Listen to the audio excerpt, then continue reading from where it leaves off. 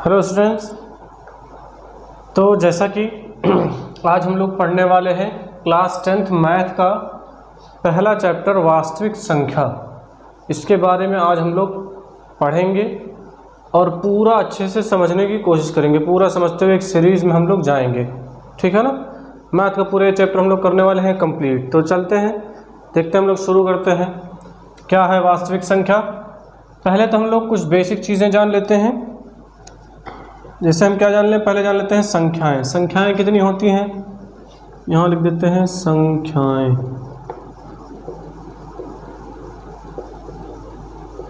संख्याएं कितनी होती हैं? संख्याएं होती हैं 2। पहला कौन सा होता है? वास्तविक संख्या,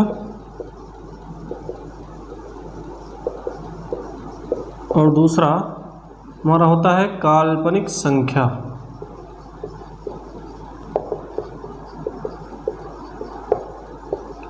यानी इसको कहते हैं इमेजिनरी नंबर।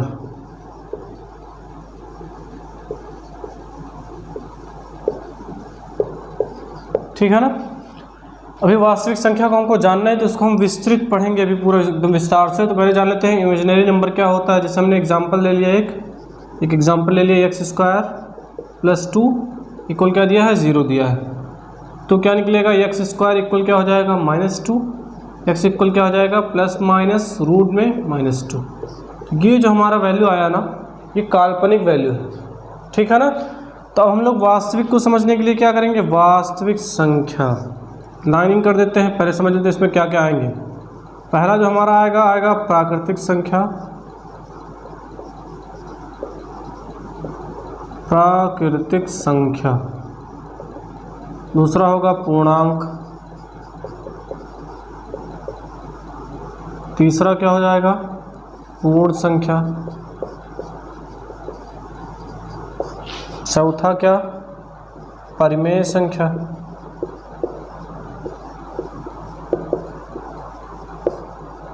पांचवा नंबर क्या हो जाएगा? अपरिमेय संख्या। और क्या? और जो आने वाले हैं आएंगे सम संख्या, ये भी जान लेते हैं। और क्या होगा? विषम संख्या।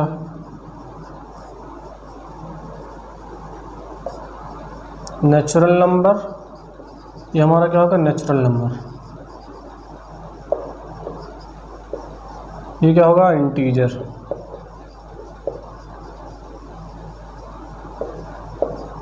ये क्या होगा? Whole number. ये रैशनल नंबर।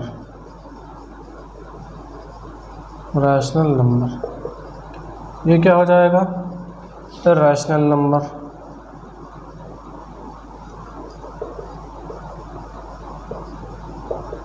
अगला है सम, तो हो जाएगा इवन नंबर।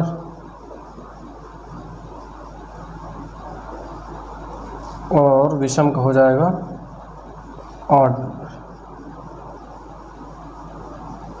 ये कुछ इतनी संख्या हम लोगों को पढ़ना है। प्राकृतिक संख्या, पूर्णांक, पूर्ण संख्या, और क्या है? परिमेय संख्या, अपरिमेय संख्या, सम संख्या, विषम संख्या, और भी है भाज्य संख्या, अभाज्य संख्या। तो पहले हम एक एक उठाते हैं, एक एक को क्लियर कर लेते हैं। उसके बाद हम पता लगा लेंगे कि हमारा वास्तविक संख्या क्या होती है। प्राकृतिक संख्या क्या होता है? पहला जो हमारा प्राकृतिक संख्या है नेचुरल नंबर। नेचुरल नंबर को हम बड़ी आसानी से गिन लेते हैं। इसको हम n से डिनोट करते हैं। होगा क्या? 1 2 3 4 5 6 ... जो भी है। दूसरा क्या हमारा? दूसरा है पूर्णांक, इसको हम कहते हैं इंटीजर। इसमें क्या? इसको हम z से डिनोट करते हैं। इसमें क्या करें? नेचुरल नंबर में हम क्या करें? 0 को ऐड कर देना। 0 को ऐड करने का मतलब 0 के साथ n, ठीक है ना। तो उसको हम क्या कहेंगे? नेचुरल नंबर कहेंगे। यानी क्या हो जाएगा? z, ये इंटीजर कहेंगे, यानी पूर्णांक कहेंगे। 0 1 2 3 4 5 6 इस तरह से आगे। तीसरा पॉइंट क्या है? तीसरा पॉइंट हमारा पूर्ण संख्या। पूर्ण संख्या यानी होल नंबर। इसको हम लोग w से डिनोट करते हैं। w, इसमें क्या हो जाएगा? जितने भी हमारे धनात्मक पूर्णांक, ऋणात्मक पूर्णांक और शून्य सारे के सारे मिला करके जो हमारे संख्याओं का समूह आएगा उसको हम कहेंगे पूर्ण संख्या।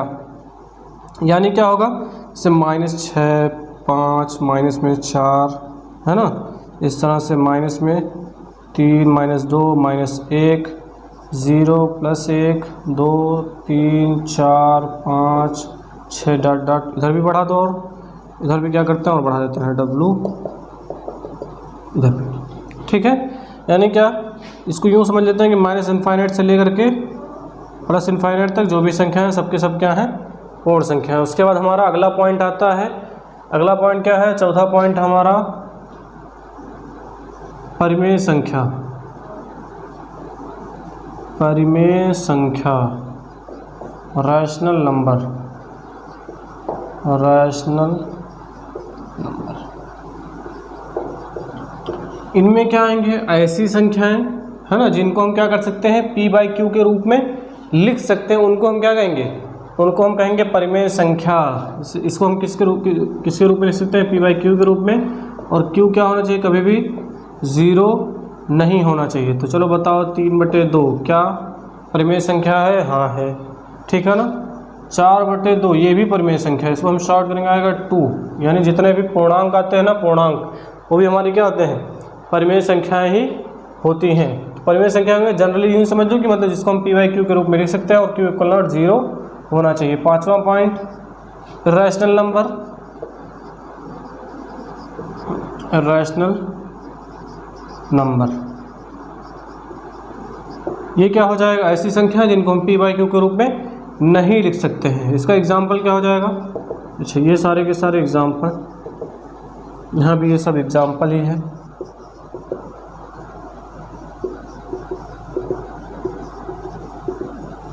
तो जैसे क्या लेते हैं हम लोग, पाई क्या है, अपरिमेय संख्या है, √3, √2। यानी ऐसी संख्याएं जिनका कोई निश्चित मान ना हो हमारे पास। अच्छा वो एक बात और ध्यान रहे, जैसे निश्चित मान, जैसे हम इसी परिमेय संख्या में लिख देते हैं 1.3 बार, तो ये हमारी परिमेय संख्या है ना, मतलब क्या 1.333 वही संख्या बार बार दोहरा रहा ना। और यहीं पर क्या होता है, लिख देते हम लोग 1.0012460 इस तरह से कुछ होता, तो हम इसको क्या कहते हैं, अपरिमेय संख्या कहते हैं। उसके बाद क्या आता है, आती है सम संख्या, है ना। बचता क्या हमारा, सम संख्या। सम क्या होंगे, छठवां जान लेते हैं, सम संख्या यानी इवन नंबर। तो ऐसी संख्याएं जो क्या हो, 2 से पूर्णतः विभाज्य हो, यानी पूरी पूरी कट जाए, तो उनको हम क्या कहते हैं, सम संख्या कहते हैं। जैसे 2, 4, 6, 8, 10 आगे, मतलब देखो 2 से 2 को हम डिवाइड करेंगे, आएगा 1, कट रहा है ना पूरा। 4 को डिवाइड करेंगे, आएगा 2। तो ये सारे के सारे क्या हैं, सम संख्या है। इसी प्रकार से विषम संख्या हो जाएगा। विषम संख्या इसका उल्टा, ऐसी संख्याएं जिनको हम क्या कर सकें, ऑड नंबर, जो 2 से कटे ही ना, उन्हें हम क्या कहेंगे, विषम संख्या कहेंगे। जैसे क्या हो, जैसे हो 1 हो सकता है, पूरा पूरा कटना चाहिए, हम पूर्ण रूप से कट जाना चाहिए, है ना, पॉइंट पे नहीं लाना कि चलो पॉइंट पे लें। उसके बाद क्या करेंगे, 5, 3 भी, 7, 9, 11 आगे इसी तरह बढ़ते हुए चले जाएंगे।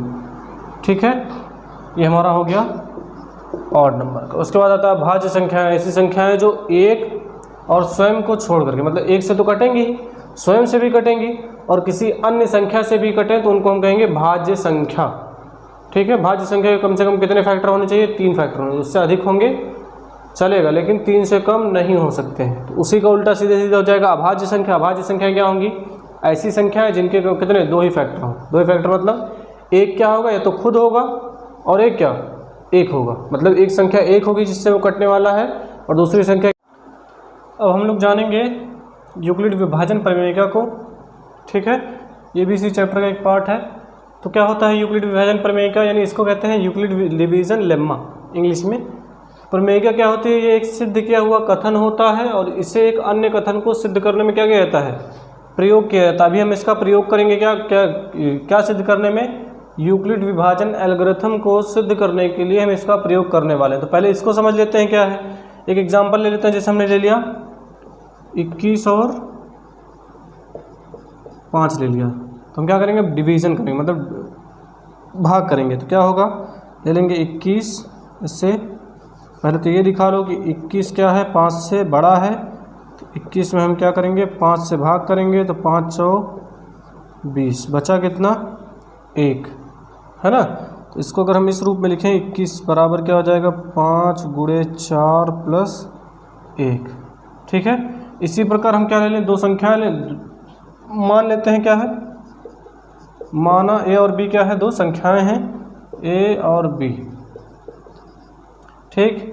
ए क्या है बी से बड़ी है, हम लिखेंगे ए में क्या, ए को क्या करेंगे बी से डिवाइड करेंगे तो कितना यहाँ क्यू आएगा, कोई कुछ क्वेश्चन आएगा, ठीक है।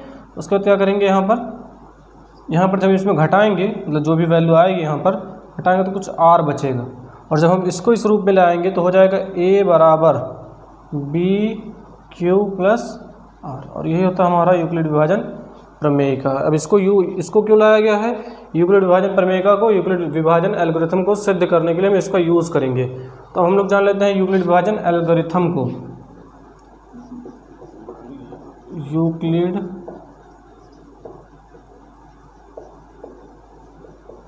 विभाजन एल्गोरिथम, यूक्लिड डिवीजन एल्गोरिथम, इसको समझेंगे।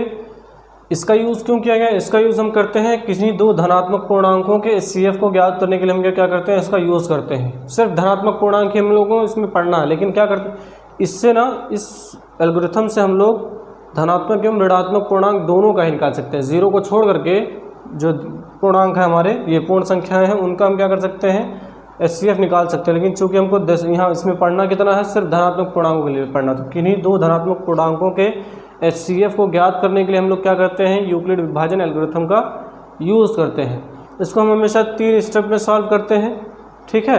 एक एग्जाम्पल से हम इसको समझते हैं, एक एग्जाम्पल से पहले हम इसको समझ लेते हैं। माना क्या है, माना दो संख्याएं कौन कौन, C और D, ठीक है। ये दो प्राकृतिक संख्याएं हैं और धनात्मक संख्याएं, धनात्मक पूर्ण संख्याएं हैं। अब इसके बाद क्या करेंगे, ये धनात्मक पूर्णांक है, इनमें हम क्या करेंगे, C क्या होगा हमेशा D से बड़ा होगा, तो लिखेंगे C, D से डिवाइड करेंगे, C में C लिखा, यहाँ D लिखा। यहाँ पर कुछ क्वेश्चन आएगा, ये पहला स्टेप होगा हमारा, फर्स्ट स्टेप, प्रथम चरण होगा हमारा। तो यहाँ पर क्या आएगा, कुछ R आएगा, ठीक है। दूसरा स्टेप क्या हो जाएगा, यदि क्या हो, यदि R बराबर 0 हो तो यहीं पर ख़त्म। यदि R 0 ना हो तो हम क्या करेंगे, इस प्रक्रिया को क्या करेंगे, जारी रखेंगे। जैसे भाग कर रहे थे ना, तो अब क्या करेंगे हम लोग, हमारा R हो जाएगा डिवाइजर, और फिर ले आएंगे D को यहाँ पर, फिर भाग करेंगे, यहाँ Q आ जाएगा, फिर यहाँ कुछ R बचना है ना। तो ये जो प्रक्रिया है इसको हम इस तरह से जारी रखेंगे। अभी भी R 0 नहीं आया तो फिर क्या करेंगे, ले आएंगे R यहाँ पर, फिर क्या, सॉरी R यहाँ बचा हुआ है, R से R को डिवाइड करेंगे, ठीक है। इस तरह से जब तक करते हुए जाएंगे जब तक कि क्या ना जाए, 0 ना जाए R। तीसरा स्टेप क्या होगा, थर्ड स्टेप, जब क्या हो, यदि R क्या आ जाए, 0 आ जाए, तो जो हमारा D होगा, D अभी भी निकाला ना यहाँ से, तो जो हमारा D होगा वो क्या होगा, हमेशा क्या होगा, D हमारा होगा HCF। अब इसको हम पहले फार्मूला इसका बना ले, क्या होगा, जैसे C से D में डिवाइड किया तो अभी जैसे इसको लिखे तो हम लोग उससे इसको भी लिख लेते हैं, तो क्या हो जाएगा, C इक्वल हो जाएगा हमारा, C equal DQ plus R। ये होगा हमारा यूक्लिड विभाजन एल्गोरिथम, ठीक। इसमें क्या होगा, जब हम अंतिम में क्या हो, थर्ड स्टेप में जब 0 आ जाए तो क्या होगा, R जब 0 आ जाए तो D हमारा ये क्या होगा, HCF होगा, ठीक है। ये D हमारा HCF कब, जब क्या हो, R 0 हो। या यहाँ पर एक और चीज़ हम छोड़ रहे हैं, यहाँ से समझ लेते हैं। यहाँ पर क्या होगा, ये कब होगा, जब क्या हो, जो हमारा R हो वो या तो 0 से बड़ा या तो क्या हो, बराबर हो, और क्या होगा, B से छोटा होगा। ये कंडीशन भी याद रखना है। चलो इतनी बातें थी, अभी हम एग्जाम्पल से समझ लेंगे इन सारी चीज़ों को। मिटा रहे हैं,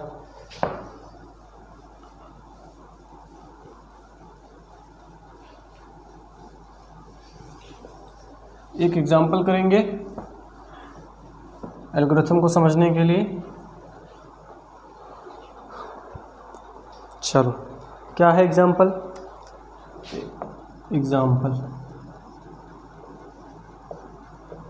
पहला जो एग्जांपल दिया है 4052 और 12576, 4052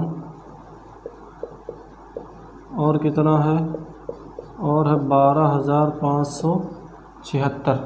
तो हमको जो स्टेप है मालूम है 12576 हमेशा बड़ा होगा 4052 से। तो यहाँ क्या लिख लेते हैं यूक्लिड, और ऊपर ही लिखें क्योंकि जगह कम पड़ सकती है, यूक्लिड विभाजन एल्गोरिथम। ठीक, तो यहाँ पर क्या हो जाएगा 12576 हमेशा बड़ा होगा 4052 से। तो यहाँ समझो पहले क्या लिखेंगे 12576, इसमें भाग कितने से करना है, भाग करना है 4052 से।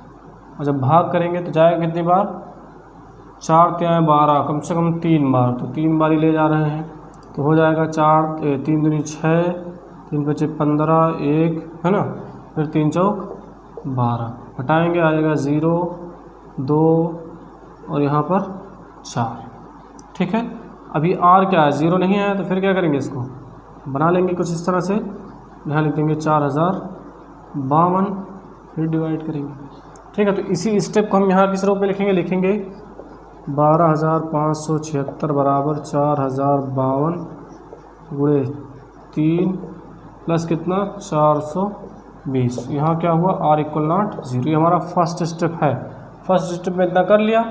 अब क्या हुआ, r 0 नहीं है, तो अब इसको क्या करेंगे सेकंड स्टेप, इसको इसे जारी रखेंगे जब तक कि क्या ना जाए, r 0 ना जाए। अब देखो ये कितनी बार जाएगा, करीब 9 बार जाएगा।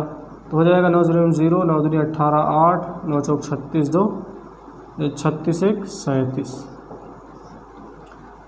9 बार जाएगा ना, 9 0 0, 9 दूनी 18, 8, 9 चौक 36 1 37, घटा लो 2, और यहाँ बचा 15 में से 8 गया 7, और यहाँ पर 10 में से 7 गया 3, 9 में से 7 गया 2, 272। ठीक, अभी भी r 0 नहीं है, फिर क्या करेंगे, यहाँ ले आएंगे 420, और यहाँ पर क्या, अब इसी स्टेप को यहाँ भी लिख लेते हैं। लिखेंगे 4052 बराबर 420 गुणे 9 प्लस 272। यहाँ भी r 0 नहीं।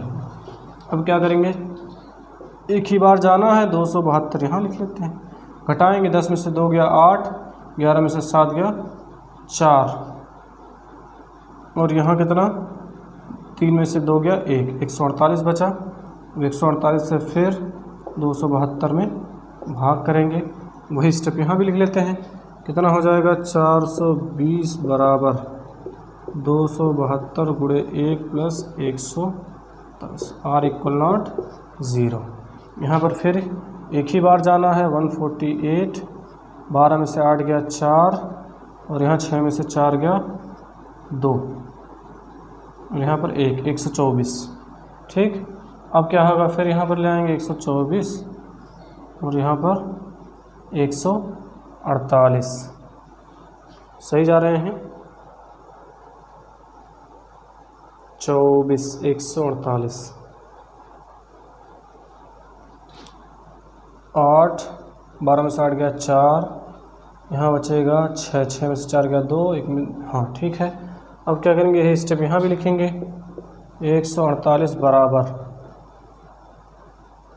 सॉरी 148 नहीं 272, 272 बराबर 148 गुणे 1 प्लस 124, r = 0।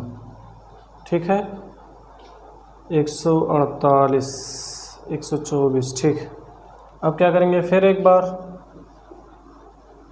बार जाएगा तो हो जाएगा 124। बचेगा कितना, आज में से 4 गया 4, और यहाँ 4 में से 2 गया 2, 24 बचा। यहाँ पर फिर ले आएंगे 124, फिर वही स्टेप यहाँ करेंगे। लिखेंगे 148 बराबर 124 गुणे 1 प्लस बचा कितना है 24, r = 0। फिर क्या करेंगे, 24 से ले जाएंगे तो करीब ये 6 बार जाएगा, 6 चौक 24 के 4, हासिल 2, 6 दूनी 12, 1 मिनट 24 पंजे 5 बार 5 और 20 0 5 दूनी 10 2 12 5 बार ले जाएंगे 5 और 20 5 दूनी 10 2 12 बचा कितना 4। ठीक है, अभी भी 0 नहीं आया है तो लिखेंगे 24। अब हो सकता है 0 आ जाए, वही स्टेप फिर यहाँ पर 124 बराबर 24 गुणे 5 प्लस 4 और यहाँ भी r इक्वल नॉट 0। अब जब यहाँ 4 से डिवाइड करेंगे आएगा कितना 6 आएगा, कट गया पूरा यानी 0 आ गया। तो अब यहाँ वही चीज़ लिखेंगे 24 इक्वल कितना 4 गुणे 6 प्लस r कितना आया 0। अब यहाँ कितना आ गया r क्या आ गया 0 आ गया। तो हम लोग जानते हैं अभी भी बताया था कि जब भी r 0 आ जाए तो इसको यूँ समझो c बराबर क्या है dq प्लस r आया 0। तो यहाँ पर जो हमारा d होगा वही हमारा क्या हो जाएगा SCF। तो यहाँ लिखेंगे SCF 12,576 कामा 4,052 बराबर कितना 4। यही हमारा आंसर। ठीक है, इस तरह से हम लोग लगाएंगे पूरा। समझ में आया? मिटा रहे इसको।